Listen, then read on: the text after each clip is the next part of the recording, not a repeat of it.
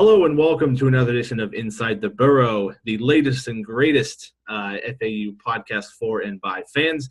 My name is Dan. Welcome to the show. Glad to be back this week.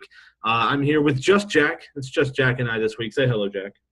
What's up, Owl Nation? How's it going? All right. So we took a sabbatical last week to kind of find ourselves after the Miami loss in preparation for KSU, and perhaps we need a longer sabbatical after last week. But today we're going to talk about a little different, talk about a couple of different things. Yeah, we'll dig into the Miami and Kansas State games, and look a little bit into Ball State, this week's opponent. But we'll also kind of switch things up a little bit and talk a little bit about one of the topics that was brought up on the board this week. So. I guess to get started, I don't know. We'll talk a little bit about kind of give our thoughts on both Miami and Kansas State, and I think for me, right off the bat, Miami. We'll talk about that first. Miami was pretty decent. I mean, we lost the game, and I think overall, I was most impressed with the defense. The offense was still very, very frustrating. But the defense, I think, played about as good as they can, given what the offense gave them. Field position was a big thing, but I think we held Miami. The final score is 38-10. Is that right? No, I just put him on the spot. I believe so, yeah. Yeah, so something like that.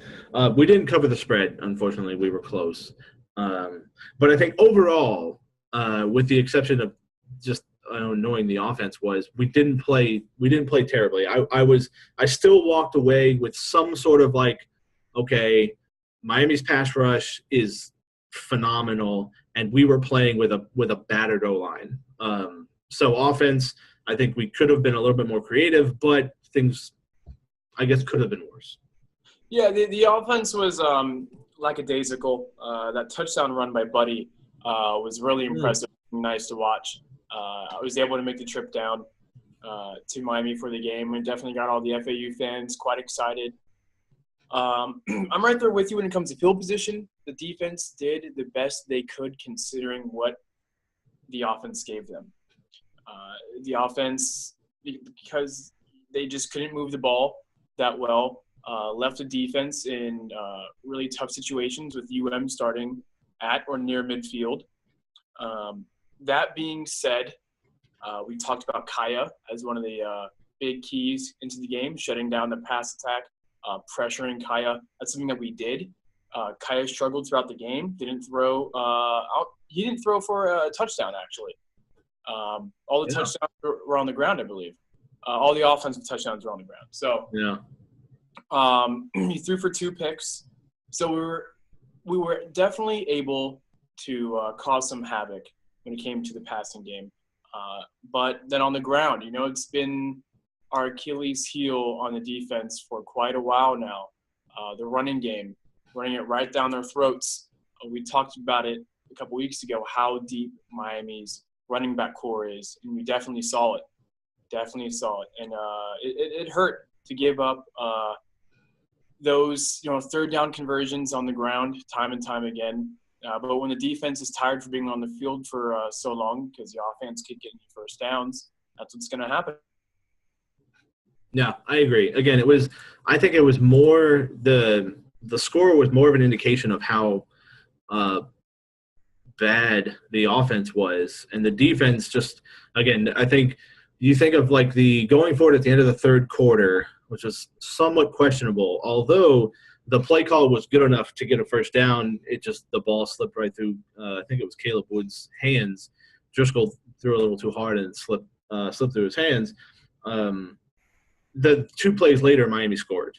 And we were playing on, deep in our side of the field the entire game.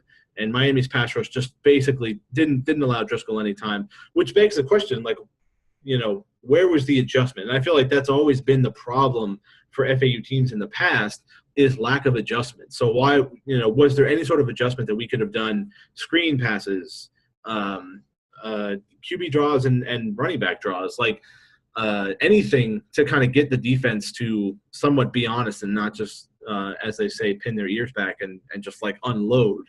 I think do we have 7 sacks? I think I remember. Too many. Yeah. If I'm figuring out how many they had, it was far too many. And so we really couldn't get anything going, and that was a little disappointing. Is you didn't see any of the. I shouldn't say you didn't see any of it. It happened a little bit, and I was rewatching the game, and you can kind of see there were certain times in a series or two where we would try to do that no huddle, no mercy, sped up thing, and it just didn't happen. And I think the Buddy touchdown, which is a fantastic run, but was set up more by we ran a fast-paced offense during that series, and surprise, surprise, we got a touchdown at the end of it.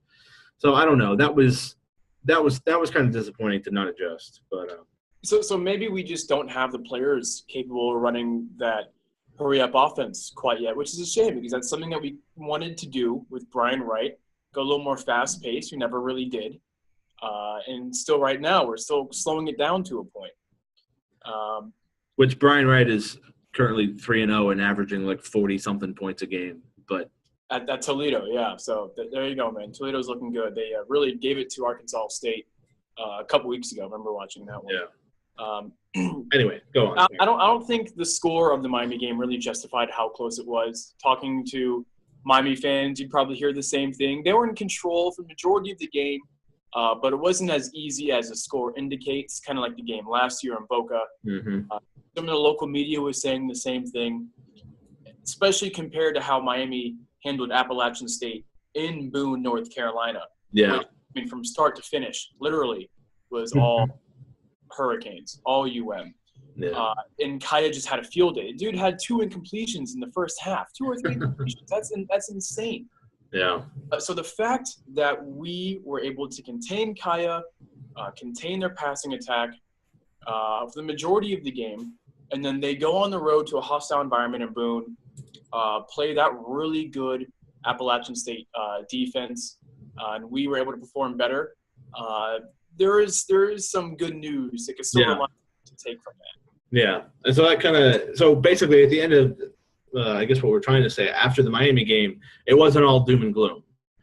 However, going into the next week at Kansas State, boy, oh man, that was, I'm talking to other FAU fans, like we were trying to come up with a worst loss.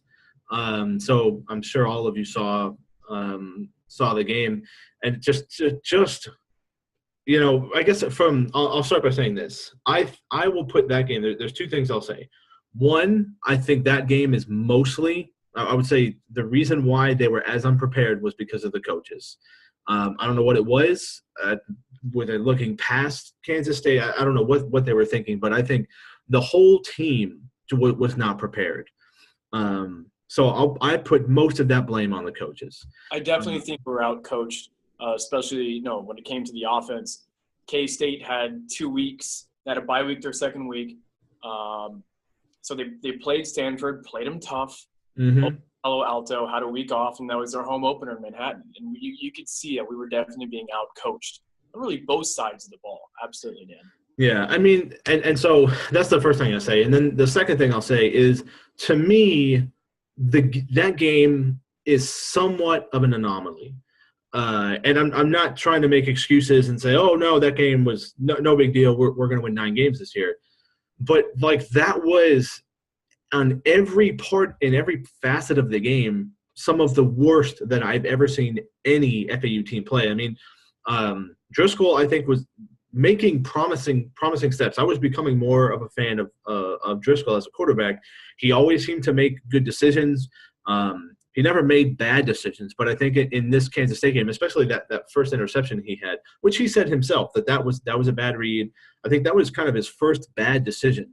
And then it just I don't know if either something got in their head, but it was just like all over the field, dropped passes, fumbles galore, holds. I think we had at least 3 holding penalties on kickoffs. I mean, it just and we're fortunately under the Partridge era, we've gotten penalties kind of under control. not like Pelini where we were out of control. But. And the aggravating thing is a lot of those penalties were on kickoffs, which really just kill field position, kill momentum. A couple big plays, I remember 2 specifically, were called back because penalties.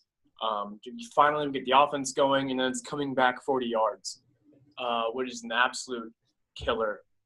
It is crazy to see how the team just snowballed after that first or second drive. Yeah. Manhattan, Kansas, it's not Tuscaloosa. It's not Athens. It's not Gainesville. We've been to those places before. Right. I don't mean no disrespect to the Little Apple, but I don't know if it was the crowd, it being K-State season opener or what, but something went wrong mentally. And you can see it in the way how Driscoll played. You're absolutely right about that. How after the first few drives, he then started to overthrow the ball quite often, as if he knew right away he was getting hammered. Yeah, he was. Yeah, but he knew right away that first interception was his fault. Yeah. He tried to overcompensate for that by putting a little too much in the ball almost every single throw. So passes were being overthrown along the sidelines, in the middle, wherever it was. And then finally, once he was throwing it on frame, making good throws, receivers just weren't catching it. It's bad luck. I feel really bad for Driscoll because I just feel like it's the complete opposite of the Southern Illinois game, where we were saying how he really proved why he's the starter. And then, I mean, right at halftime, everyone is yelling on social media for Parr. Everyone's yelling about Parr on the board. And I think that's interesting because, like, again, there's a lack of an adjustment. Now, there is something to be said about pulling the quarterback and him losing all of his confidence. And I think that's probably why he stayed in the game as long as he did, because Charlie and Coach Trickett know that Driscoll is the guy that they want running the offense. They know for the long term, for this year, that's who they want running the offense. So they didn't want to pull him. I mean, you probably could have pulled him at the middle of the second quarter. I mean, at this point, I mean, it was just bad all the way around. I mean, but then, you may think with how awful they were playing, maybe they just wanted Driscoll to get more of that kind of bad experience and didn't want to throw Parr into something where he wasn't going to succeed. I think that's kind of the other side of that is, like one side is, well, put him out there. He's got to be better. Let's see what he can do. But at the same time, you don't want to like blow up his confidence and just get destroyed, especially with our O-line. I mean, we ran into – our O-line has been pretty solid the past couple of years.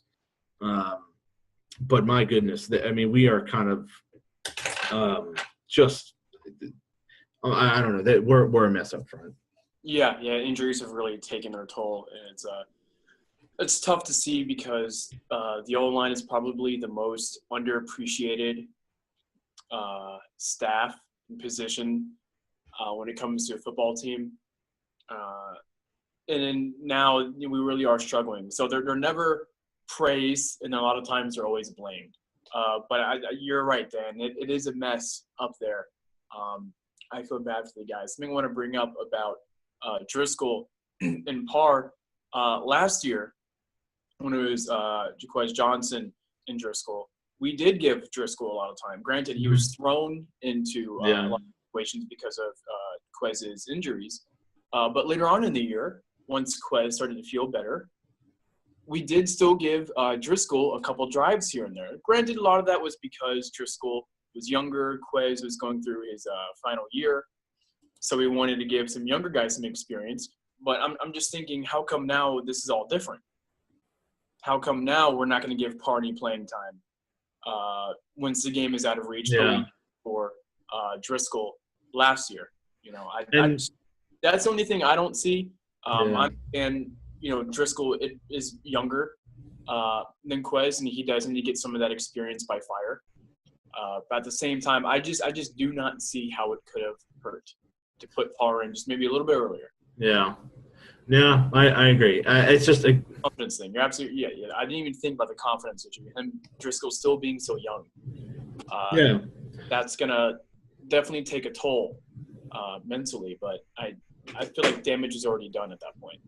Yeah, that's a good point. The damage had already been done, really. So I don't know. Again, that's why that game. I'm not saying it's there's any excuse for how bad we played, but it's just I don't think that that's the FAU team that we're going to see the rest of the year. Now, are we going to win 7 games? I don't know. But as Jack feverishly shakes his head no. But I don't think that's the team that we're going to see. So that kind of leads us into our next topic here, and we're going to try to. I think we're going to try to do this more often now. Is pick a topic that we that happened on the board for this week, and maybe kind of do almost like a live thread. And I thought one of the an interesting topic was brought up by FAU Fan 300 about regression, and basically there's a lot of people going in the thread about how we shouldn't be doing this anymore, and we shouldn't be getting blown out by K-State, K-State types of teams and things like that, which I think is true. And but my argument to this is not necessarily that we have regressed over the last 3 years, but that we have not progressed any. And in this league, I mean, if us not progressing and staying stagnant, we're getting passed. We're getting passed by players. We're getting passed by potential coaches and things like that. So that's kind of my thing is we haven't kind of taken that next step to be competitive, to go into the fourth quarter tied with a Kansas State like Southern Miss. I mean, Southern Miss, they put up 35 straight points against Kentucky and basically blew Kentucky out. Western Kentucky is anybody but Alabama. They're still putting up 500 yards of offense. I mean, they've kind of taken that next step and progressed. And again, I don't think necessarily that we've regressed. I just think there hasn't been any progression in the offense, in the defense. We just kind of stay we're if we got things going, we could make that. We could get to 6-7 wins, but we're not going to go winless, but we're just going to be 3-4 wins for the past couple of years. Yeah, and that's where we've been recently with the culture of this program. You look at the last, let's say, 4 or 5 years. After the first 3 weeks, I feel like we're basically at the same position we are now. So it's hard to get a barometer 3 weeks in if we really regressed or progressed. I agree with you that we have not progressed, and therefore we are getting jumped by a lot of mid-majors, especially Conference USA teams. I'd say 2 years ago, Southern Miss is probably the worst team in the nation. They were. I mean, they easily were the worst team. They jumped us. UTSA played Arizona State, Top Tech last week. They've now jumped us, I say. So you can make a case for Old Dominion as well. Yeah. So it's I don't want to say UTEP. I want to give a shout out to Alex Jones over there, running back. Man, he's probably the most underrated running back in the nation. Unbelievably good. You can say they probably jumped us as well. So therefore, if teams are jumping us and we're not progressing with them, then we are regressing. While our stats are the same as they have over the past 2 years, if we're still being passed, then it's at least not good. Let's agree on that. Yeah. Yeah. I don't know. So it's just hopefully, like you said, it's that those – I was hoping that the Kansas State game would be a barometer for how we would play, and really hoping for – I was thinking of how would Driscoll handle Miami's pass rush. I thought it'd be good. I didn't think they would be as good as they are, but I don't know. It'll certainly be hopefully an interesting rest of the year, and I guess So we'll kind of to close out with Ball State. So the line had jumped around. I'll let you talk about them while I see where it was, but I think it started out. We were 1.5 point favorites or 3 point favorites, and it jumped to Ball State being 4 point favorites. Yeah, I saw the 4. Switched. Yeah. I'll see if I can find the latest line. Which is interesting because the home team a lot of times will get like a 3 point bump. So that's how I always see it. So therefore, I see us being a touchdown dog at home. The ESPN Power Football Index has us losing at 33%. I like our chances this week, but before I go into that, I want to talk about the out-of-conference schedule going into the season and kind of the regression we were talking about earlier. If you told us at the beginning of the season, right before the season began, that we are 2-2 at the end of the out-of-conference schedule, a lot of us are going to take that as a positive, as maybe even a progression. So let's not count our eggs before they hatch. Let's see how we do against Ball State before we really start talking about progression and regression. If we go 1-3, then I don't blame the criticism whatsoever. I don't blame the arguments for regression. In fact, I'll be on that side. But let's take a step back and let's see how we do this Saturday first. Yeah, that's I guess a one more positive way to look at. I'm going through some of the responses for the fearless predictions for this week, and they're not very FAU friendly. Pretty much, I've seen maybe 2 or 3 that are FAU. So it will be an interesting game. Ball State, home of David Letterman. The Cardinals, they're an interesting team. They played Georgia State really, really well. Hard-fought win in Atlanta to open up the season. Played well against Indiana and Bloomington, lost by 10, and really gave it to a solid Eastern Kentucky team, 41-14 last week. I do see a lot of similarities between us and Ball State right now as a program. They went 3-9 last year. They have a new coach, new offense. Defense is a bit shaky. Well, it's more of our offense being a bit shaky. But the stats are relatively similar. That was sophomore quarterback, Riley Neal, who did get a lot of playing time last season. He has roughly the same amount of yards currently as Driscoll does. Same thing with their starting receiver. I cannot remember. Kevon Mobin. I can't remember how you pronounce that. It was an interesting name. Reminded me of Dennis Maven for some reason. He already has 204 yards receiving, but no touchdowns, which is something interesting. And they have a couple of running backs. Kind of like we have Jay and Buddy. Jay's silent now. I don't know. Jay's my boy. Okay. He's got to be injured or something. But. Yeah, I mean, so we'll throw Marcus Clark in there. Kareth White, he's a baller. Kareth White's been doing good. He played pretty solid against UM last week. That's right. Kareth White has one of the big plays that was called back against. I am leading the Kareth White bandwagon. I just love how it's spelled with a Y instead of an I. I'm a big fan of that. So I see a lot of similarities.